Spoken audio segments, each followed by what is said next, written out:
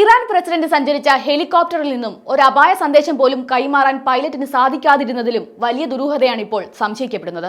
കാലാവസ്ഥയാണ് വില്ലനായതെങ്കിൽ തീർച്ചയായും പൈലറ്റിന് അപായ സന്ദേശം അയക്കാൻ കഴിയുമായിരുന്നു എന്നാണ് വിദഗ്ധർ ചൂണ്ടിക്കാട്ടുന്നത്. ഇതോടെ രണ്ട് സാധ്യതകളിലേക്കാണ് ഇപ്പോൾ സംശയം ഉയർന്നിരിക്കുന്നത്. അതിലൊന്ന് ഏതെങ്കിലും തരത്തിലുള്ള മിന്നൽ ആക്രമണമാണ്. പൈലറ്റിന് ചിന്തിക്കാൻ പോലും അവസരം നൽകാതെ ആക്രമിക്കപ്പെട്ടാലും അപായ സന്ദേശം അയക്കാൻ കഴിയുകയില്ല. മറ്റൊന്ന് പൈലറ്റ് തന്നെ വില്ലനായോ എന്നതാണ്. ഇറാൻ ഉൾപ്പെടെയുള്ള ശത്രു രാജ്യങ്ങളുടെ അകത്ത് കയറി ഉന്നതരെ വധിച്ച ചരിത്രമാണ് ഇസ്രയേലിന്റെ മൊസാദിനും അമേരിക്കയുടെ CIA-ക്കും ഉള്ളത്. അതിനാൽ തന്നെ ഇറാനിനകത്തെ പ്രസിഡന്റിന്റെ ശത്രുക്കളെ ഉപയോഗപ്പെടുത്തിയോ എന്ന സംശയവും സ്വാഭാവികമായി ഉയർന്നിട്ടുണ്ട്. ശത്രു രാജ്യങ്ങളിൽ കടന്നു കയറി അവിടുത്തെ ആളുകളെ ഉപയോഗപ്പെടുത്തി ആക്രമിക്കുക എന്നത് മൊസാദും CIA-യും പിന്തുടരുന്ന രീതിയാണ്. ലോകത്ത് തന്നെ ഏറ്റവും അപകടകാരികളായ ചാര സംഘടനകളാണിത്. ഇറാഖിൽ വെച്ച് ഡ്രോൺ ആക്രമണത്തിലൂടെ അമേരിക്ക കൊന്നുകളഞ്ഞ ഇറാൻ സൈനിക ജനറൽ ഖാസിം സുലൈമാനിയുടെ വാർഷിക ദിനത്തിൽ ഇറാനിലെ അദ്ദേഹത്തിന്റെ ശവകുടീരത്തിൽ നടന്ന സ്ഫോടനത്തിൽ 150ഓളം പേരാണ് കൊല്ലപ്പെട്ടിരുന്നത്. ഇറാനിലെ ചാരന്മാരെ ഉപയോഗിച്ച് ശത്രു രാജ്യം നടത്തിയ ആക്രമണമായിരുന്നു ഇത്.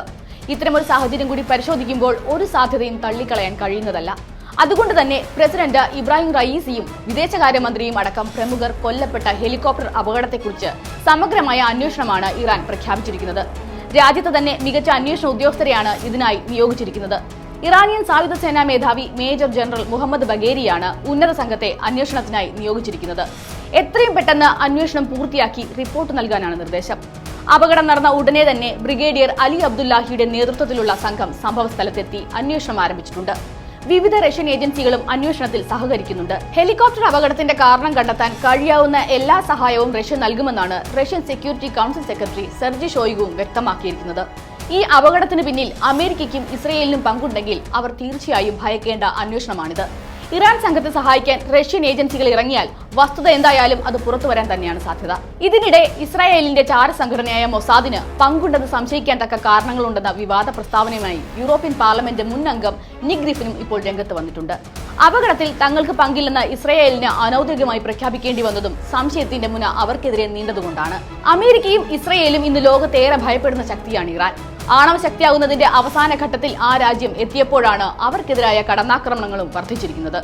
ഇറാനിൽ അടുത്തിടെയുണ്ടായ ആഭ്യന്തര കലാപങ്ങൾക്ക് പിന്നിൽ പോലും അമേരിക്കയുടെയും ഇസ്രയേലിന്റെയും ചാരന്മാരുടെ കൈകളുണ്ടെന്നാണ് ഇറാൻ കരുതുന്നത്. ഹമാസ് ഇസ്രയേലിനെ ആക്രമിക്കാൻ തീരുമാനിച്ചപ്പോൾ അതിന് പിന്തുണയ്ക്കാനും ആയുധങ്ങൾ നൽകാനും ഇറാനെ പ്രേരിപ്പിച്ചതും ഈ പക മനസ്സിലുള്ളതുകൊണ്ടുകൂടിയാണ്. അമേരിക്കയുടെ ഉപരോധത്തെ നേരിട്ടുകൊണ്ട് ശക്തമായി മുന്നോട്ടു പോകാനും റഷ്യ, ചൈന, ഇന്ത്യ തുടങ്ങിയ വൻ ശക്തികളുമായുള്ള ബന്ധം കൂടുതൽ ശക്തമാക്കാനും ഈ പ്രതിസന്ധികൾക്കിടയിലും ഇറാന് സാധിച്ചിരുന്നു. അമേരിക്കൻ ഉപരോധ ഭീഷണിയെ തള്ളിയാണ് ഇന്ത്യ ഇറാനുമായി സഹകരിച്ചുകൊണ്ടിരിക്കുന്നത്.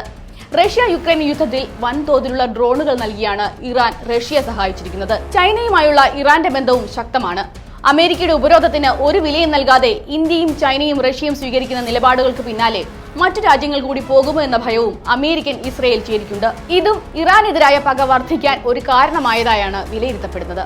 ഇസ്രയേലിലേക്ക് ഇറാൻ നടത്തിയ മിസൈൽ ആക്രമണത്തിന് പിന്നാലെയാണ് ഇപ്പോൾ ഇറാൻ പ്രസിഡന്റ് തന്നെ ഹെലികോപ്റ്റർ അപകടത്തിൽ കൊല്ലപ്പെട്ടിരിക്കുന്നത്. അന്വേഷണത്തിൽ ഇസ്രയേലിന്റെയോ അമേരിക്കയുടെയോ പങ്ക് കണ്ടെത്തിയാൽ വലിയ വിലയാണ് ഈ രാജ്യങ്ങൾ നൽകേണ്ടി വരിക.